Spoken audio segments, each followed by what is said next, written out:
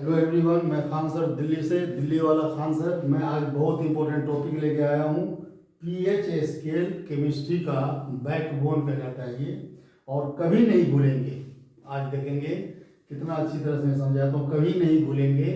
और कैसे क्यों नहीं भूलेंगे मैं इतना अच्छी तरह से समझा दूंगा कि पीएच है क्या। पीएच एक स्केल का नाम है। इसकी खोज किया था सोरेनसन साहब ने। कब खोज किया था? सोरेनसन साइंटिस्ट हैं। कहाँ के हैं सर सोरेनसन? जर्मन के साइंटिस्ट हैं। 1909 ईस्वी में इन्होंने एक पीएच स्केल बनाया, और जो बहुत ही ग्लोबली एक्सेप्टेड हुआ। और ये एसिड और बेस की स्ट्रेंथ को इससे मेजरमेंट किया जाता है। इस स्केल से आप थर्मोमीटर नहीं है ये, वो हार्ट चेक करेंगे आप। ये स्केल का नाम है। हर स्केल का अपना अलग अलग मेजरमेंट होता है, लेकिन इस स्केल से आप क्या मेजरमेंट करेंगे? Whether the substance is acidic और बेसिक। एसिडिक है या बेसिक है, ये स्केल पता कर देता है। आइए ये कैसे बनाया उन्होंने, और यहाँ देखेंगे। सबसे पहले मैं आपको बताऊंगा, ये जर्मन साइंटिस्ट थे। ये जर्मन साइंटिस्ट 1909 में, क्या नाम था उनका? सोरेनसन साहब। ये देखिए क्या लिखा मैंने, सोरेनसन। क्वेश्चन आ सकता है कि name the scientist who discover pH scale, तो सोरेनसन को एक क्रेडिट जाएगी। और ये जर्मन के साइंटिस्ट थे, केमिस्ट थे, और 1909 में ये बहुत ही इंपॉर्टेंट ग्लोबली एक्सेप्टेड पीएच दिया। और 0 से लेकर के 14 तक लिखा। कितना लिखा? ये 0 से 14, और 0 से 14 लिखा और ग्लोबली एक्सेप्टेड हो गया। और इसको आज तक सारे लोग इसको केमिस्ट्री की दुनिया में, साइंस की दुनिया में बहुत ही इंपॉर्टेंस रखता है। आइए देखते हैं क्या है ये। सबसे पहले मैं आपको बताऊंगा strength of acid and base solution क्या होता है। देखिए सबसे पहले मैं क्या लिखा है, देखिए pure water distil water is slightly, क्या होता है? Distil water is slightly ionised. क्या होता है ये? आयोनाइज्ड। अब आयन क्या होता है? मैंने आपको इससे पहले ही क्लास में बता दिया हूं। Ions are electrically charge particles. They are two types of ion, cation और anion. Cation is denoted by positive charge और plus sign, whereas anion is denoted by minus sign. तो प्योर वाटर, डिस्टिल वाटर जो है slightly ionised होता है into hydrogen ions and hydroxide ion, और इसको हम क्या कहेंगे? It is not electrolyte. अब आपने पहली बहुत सारे जो 8वीं क्लास में ही पढ़ा होगा, 7th क्लास में ही पढ़ा होगा आपने, कि डिस्टिल वाटर के अंदर जो है इलेक्ट्रॉन फ्लो नहीं करता है। So distil water is not a good electrolyte, not a electrolyte. इसमें करंट फ्लो नहीं करता। क्यों नहीं करंट फ्लो करता? आज आपको मैं बहुत अच्छी तरह से बताऊंगा कि डिस्टिल वाटर में इलेक्ट्रॉन क्यों नहीं फ्लो करता, करंट क्यों नहीं फ्लो करता। देखेंगे क्या होता है, देखेंगे डिस्टिल वाटर क्या है। In a pure water the concentration of hydrogen ion and hydroxide ion are equal. क्या होता है? डिस्टिल वाटर के अंदर हाइड्रोजन आयन और हाइड्रोक्साइड आयन की जो कंसंट्रेशन होती है दोनों बराबर होती है। जब बराबर होगा तो क्या होगा? कोई चीज जब नेगेटिव और पॉजिटिव चार्ज जब बराबर हो जाता है वो न्यूट्रल हो जाता है। जिस तरह से मैं आपको एग्जांपल दूंगा, एटम क्या है? An atom is a smallest particle of any matter which has all the properties of that matter, but atom is neutral, electrically neutral. Atom is electrically neutral, क्योंकि atom जो है, परमाणु जो है उदासीन होता है। क्यों होता है परमाणु? क्योंकि परमाणु के अंदर इलेक्ट्रॉन और प्रोटॉन इक्वल नंबर में होते हैं। परमाणु के अंदर, एटम के अंदर इलेक्ट्रॉन और प्रोटॉन दोनों बराबर होते हैं। तो जब इक्वल नंबर दोनों नेगेटिव और पॉजिटिव जब चार्ज दोनों बराबर होता है तो वो नेगेटिव पॉजिटिव नलिफाई हो जाता है, जिसकी वजह से एटम उदासीन होता है। Atom is neutral. ठीक उसी तरह से देखेंगे यहाँ डिस्टिल वाटर जो है ये न्यूट्रल क्यों हो जाता है? Due to presence of the concentration of hydrogen ion and hydroxide ion are equal. Due to this, pure water is neither acidic nor basic. ना तो ये एसिडिक होगा ना ही बेसिक होगा, ये न्यूट्रल हो जाएगा। और देखते क्या है, इट इज न्यूट्रल। क्लियर हो गया? मुझे उम्मीद है आपको यहाँ से समझ में आ रहा होगा। अब देखते हैं क्या है कि hydrogen ion from acid, hydroxide ion from basic solution, hydrogen ion from acidic solution, hydroxide ion from basic solution. जब हम दोनों को जोड़ेंगे क्या होगा, देखिए ये हाइड्रोजन आयन, ये hydroxide ion, hydrogen ion plus hydroxide ion, ये दोनों बराबर क्या होगा, वाटर देता है। ये न्यूट्रल क्यों है कि उसका इसका +1 चार्ज, इसका -1 चार्ज, दोनों क्या कर रहे हैं, नलिफाई कर दिया, जीरो हो गया।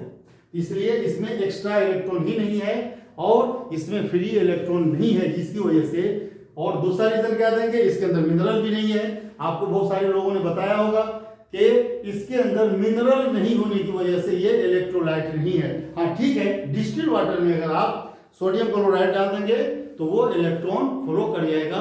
और लेकिन अभी मैं तो बात कर रहा हूं डिस्टिल वाटर की। डिस्टिल वाटर न्यूट्रल है, क्या रीजन है, due to the concentration of, due to the presence of the concentration of hydrogen ion and hydroxide ion are equal, जो उसको नलिफाई कर देता है।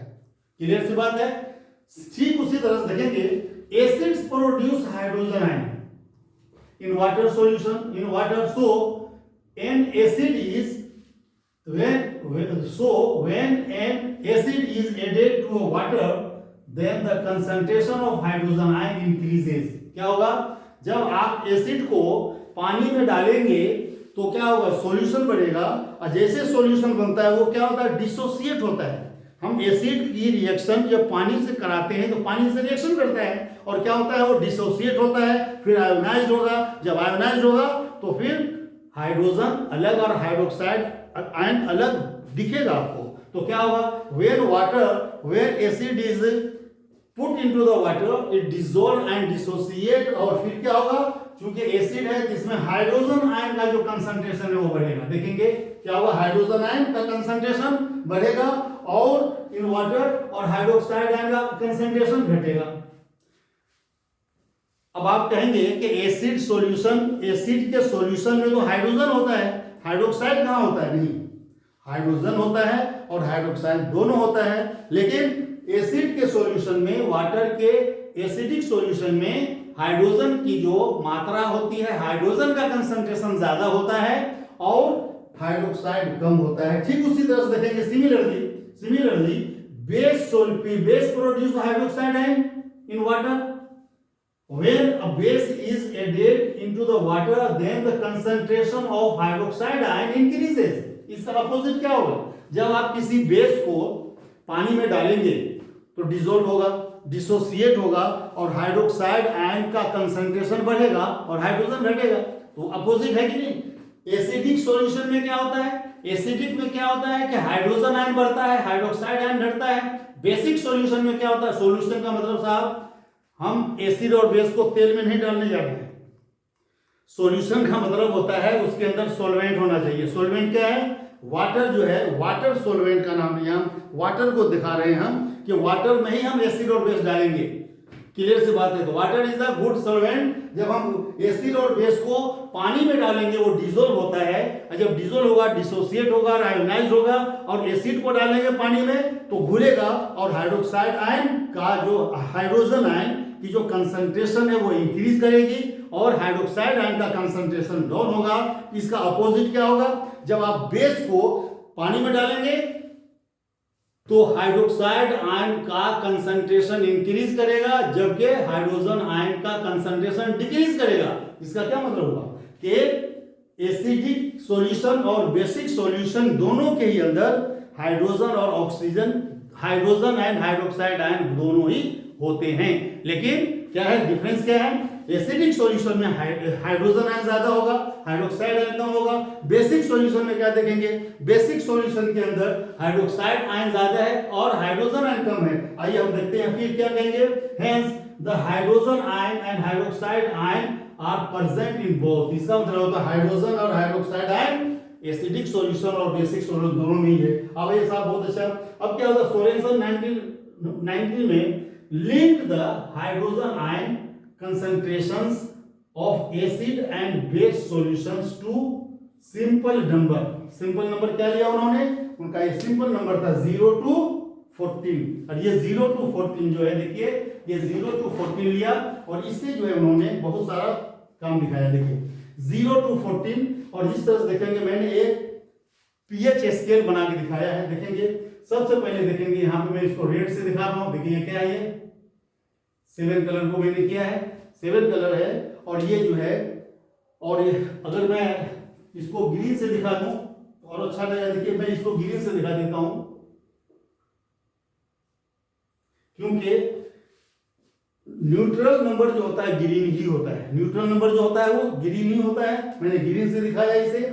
और आप देखेंगे 0 to 1 2 3 क्या दिखा रहा है यहाँ, 0 to 7 these pH क्या ये देखेंगे, ये these pH values are for acids। 0 to 7 किसके लिए है, pH वैल्यू 7 के लिए है, किसके लिए है, एसिड के लिए है। जबकि यहाँ क्या लिखा मैंने 7 to 14 किसके लिए है, ये बेस के लिए है। मुझे उम्मीद है कि समझ में आ गया होगा। This pH value from 7 onward to till 14 किसके लिए, वो बेस के लिए है। अब आइए देखते हैं क्या होगा। अब देखिए सिर्फ यहाँ क्या किया मैंने, 3.5 तो 0 to 3.5 0 to 3.5 क्या है, ये हाईली एसिडिक होगा। क्या होगा, स्ट्रॉन्ग एसिड होगा, ये स्ट्रॉन्ग एसिड होगा। और 3.5 to 3.5 to 7 जो होगा, ये क्या क्या दिखाया मैंने, वीक एसिड है, ये वीक एसिड है। ठीक उसी तरह से देखेंगे यहाँ 7 to 10 पॉइंट क्या होगा, 7 to 10.5 जो है क्या है, ये जो देखेंगे वीक एसिड वीक बेस को दिखाया गया है। और यहाँ क्या दिखा रहा है, 10.5 to 10.5 टू क्या है, ये 14।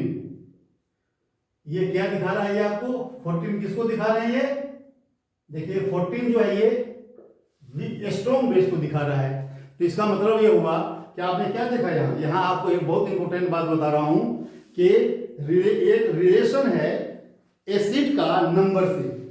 Higher the number strong, lower the number क्या होगा, lower the number stronger will be the acid, and higher the number the higher will be the basic.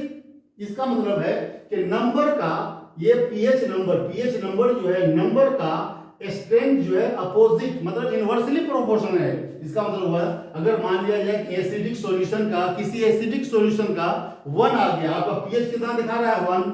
PH अगर 1 है तो हाईली एसिडिक होगा, पीएच अगर 2 है तो हाईली एसिडिक होगा, पीएच अगर 3 है तो क्या होगा, अगर पीएच अगर सपोज करके 3 भी है तो बहुत हाईली एसिडिक होगा। और देखेंगे क्यों है, क्या नंबर जो है क्या हो रहा है, नंबर जो है, नंबर का जो पीएच जो उसका अपोजिट रिलेशन है, lower the number stronger will be the acidic और and higher the number the weaker will be the acidic nature. Clear सी बात है।